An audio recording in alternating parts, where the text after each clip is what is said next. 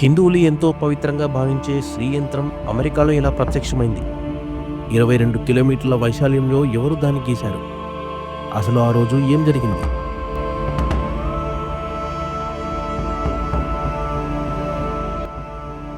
శ్రీచక్రం లేదా శ్రీయంత్రం ఇది మన ఇంట్లో ఉంటే శుభం కలుగుతుందని అందరూ నమ్ముతారు. హిందువులు పవిత్రంగా భావించే ఈ యంత్రం ఒకప్పుడు అమెరికా ప్రజలను ఆశ్చర్యంలో ముంచెత్తింది. కారణం, ఆ దేశంలోని ఒక ఎడారిలో ఎండిపోయిన సరస్సులో సుమారు 22 కిలోమీటర్ల వైశాల్యంలో అతిపెద్ద శ్రీచక్రం ప్రత్యక్షం కావడమే ఇందుకు కారణం. నిత్యం అమెరికా వైమానిక దళం నిఘా ఉండే ఈ ప్రాంతంలో శ్రీచక్రం ఎలా ఏర్పడిందనేది ఇప్పటికీ మిస్టరీనే. దీని గుట్టు తేల్చేందుకు అమెరికా పరిశోధకులు సైతం చేతులెత్తేశారు. శ్రీచక్రాన్ని కాగితంపై గీయాలంటేనే ఎంతో కష్టం. అలాంటిది భూమిపై ఎలాంటి తప్పులు వంకరలు లేకుండా ఖచ్చితంగా గీయాలంటే ఎంతో టెక్నాలజీ, అత్యాధునిక పరికరాలు అవసరం. 1990లో డ్రోన్స్ కూడా అందుబాటులో లేవు. మరి శ్రీచక్రం అక్కడ ఎలా ప్రత్యక్షమైంది? దీన్ని ఎలా కనుగొన్నారు? దీనిపై అమెరికా వైమానిక అధికారులు ఏం చెప్పారు?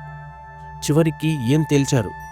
దీన్ని మానవులే గీశారా లేదా ఏలియన్స్ ఎవరైనా గీశారా? హిందూ ధర్మానికి చెందిన శ్రీచక్రాన్ని ఎందుకు గీశారు?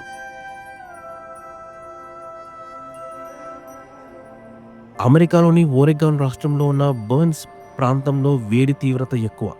ఆ వేడికి అక్కడ ఉన్న సరస్సులు సైతం ఎండిపోయాయి. ఆ ప్రాంతం క్రమేణా ఎడారిలా మారిపోయింది. ఈ ప్రాంతానికి సమీపంలోని ఎయిర్ ఫోర్స్ కేంద్రం కూడా ఉంది. ఒకరోజు వైమానిక దళానికి చెందిన ఒక పైలట్ బిల్ మిల్లర్ ఆగస్టు 10న విమానంలో శిక్షణ పొందుతున్న సమయంలో ఎప్పుడూ కనిపించని ఒక ఆకారం కనిపించింది. చతురస్రంలో ఉన్న ఆ గీతలు చూసి మిల్లర్ ఆశ్చర్యపోయాడు. బిల్ వెంటనే కంట్రోల్ రూమ్కు ఈ విషయం చెప్పాడు. అది ఎండిపోయిన సరస్సు ప్రాంతం కావడంతో అక్కడ ఏదో జంతువులు తిరిగి ఏవో ఆకారాలు వచ్చి ఉంటాయిలే అని మొదట్లో అధికారులు అనుకున్నారు. బిల్ పంపిన ఫోటోలను చూసి అధికారులకు అసలు నోటమాట రాలేదు. దాని గురించి తెలుసుకోవడానికి ఒక ప్రత్యేక బృందం అక్కడికి చేరుకుంది. 3 అంగుళాల లోతు, 9 అంగుళాల వెడల్పుతో నాగలితో తవ్వినట్లుగా అక్కడ గీతలు ఉన్నాయి.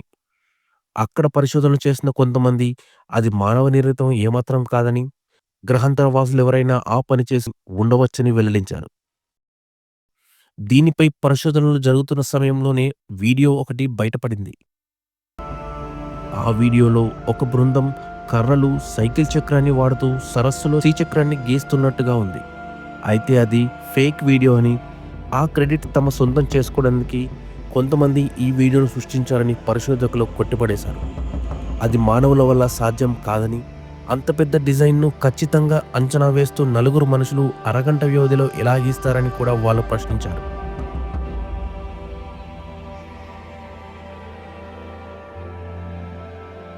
అమెరికాకి చెందిన బిల్ విథర్స్పూన్ అనే ఒక చిత్రకారుడు తాను తన మిత్రులతో కలిసి శ్రీచక్రాన్ని ఓరెగాన్ సరస్సులో గీశామని చెప్పాడు.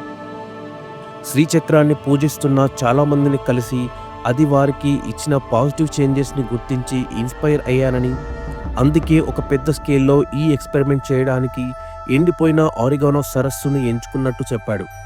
అలా అయితే ఎవరికీ ఎలాంటి ఇబ్బంది ఉండదని తాను భావించాడు. శ్రీచక్రాన్ని గీయడానికి చాలా రోజులు రీసెర్చ్ చేశానని, కేవలం కొన్ని చిన్న వస్తువులతోనే ఈ చక్రాన్ని గీశానని చెప్పాడు. ఆశ్చర్యకరమైన విషయం ఏంటంటే శ్రీచక్రం పూర్తయిన వెంటనే ఆ ఎడారిలో దట్టమైన మబ్బులు కమ్ముకున్నాయని, పెద్ద ఎత్తున వర్షం కురిసిందని కూడా చెప్పాడు.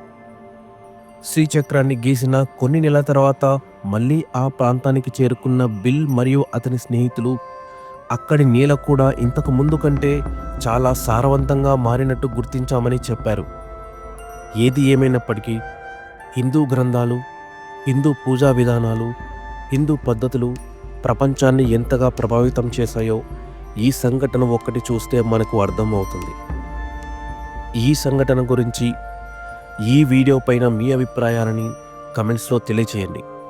మరికొన్ని ఇంట్రెస్టింగ్ వీడియోస్ కోసం నా ఛానల్కి సబ్స్క్రైబ్ చేసుకోండి.